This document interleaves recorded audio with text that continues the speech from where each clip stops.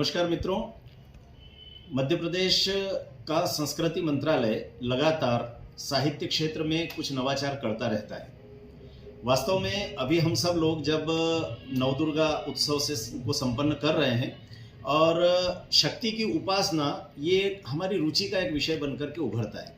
शक्ति की उपासना शब्द सुनते ही हमारे ध्यान में देश भी आता है। जब एक राष्ट्र शक्ति की उपासना करने लगता है तो हमारे ध्यान में आता है कि उसकी उन्नति के रास्ते में फिर कोई रुकावट नहीं आती। ऐसा ही एक अनूठा साहित्यिक आयोजन लेकर हम उपस्थित हो रहे हैं साहित्य अकादमी मध्य प्रदेश के माध्यम से।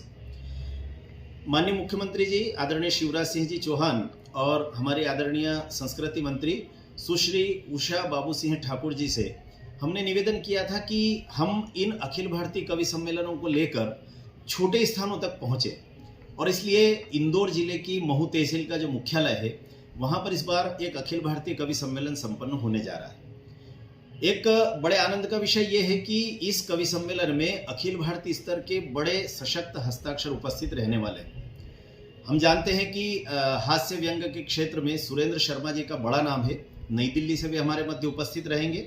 साथ ही आदरणीय हरिओम पंवार जी मेरठ से हमारे मध्य उपस्थित रहने वाले हैं। ओज का एक अनूठा स्वर जिन्हें सुनने के लिए हम सब लालायित रहते हैं। कश्मीर की वाणी को मुखर करने वाला वह स्वर अब गुंजायमान होने वाला है महू की धरती पर। साथ ही हमारे अपने इंदौर के जिन्हें हम गीत ऋषि कहते हैं आदरणीय सत्यनारायण सत्तन जी तो उपस्थित रहेंगे ही, उनके बगैर कवि सम्मेलन अधूरे से लगते हैं। इसके अलावा आदरणीय कमलेश शर्मा मृदु जी हमारे बीच रहने वाले हैं। वे उत्तर प्रदेश के सीतापुर से हमारे मध्य रहेंगे। और साथ ही गजेंद्र सोलंकी भी, जो कि ओज का एक ऐसा युवा स्वर है जो भारत माता की वंदना की कविताएं जब मंच से कहते हैं तो ऐसा लगता है मानो साक्षात भवानी उनकी जिह्वा पर विराजमान हो गई हो। इनके साथ ही अपनी ही मालवा माटी के एक और व्यंग के हस्ताक्षर, हास्य के हस्ताक्षर मुन्ना बेटरी भी हमारे बीच मंदसौर से रहने वाले हैं।